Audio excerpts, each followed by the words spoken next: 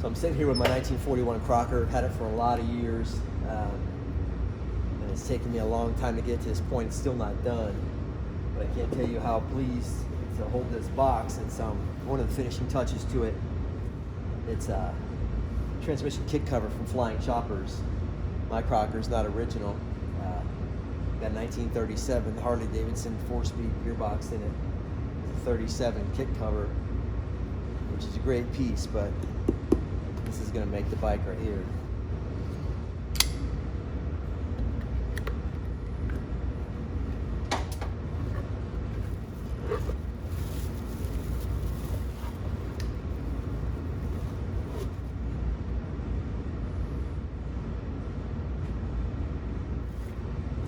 Absolutely beautiful. I really wanted this when I first saw it because it's got all the reinforced webbing like the Crocker case has underneath the cam cover here. Maybe you can't see it in this light. It's really going to look great on the right side of this motorcycle.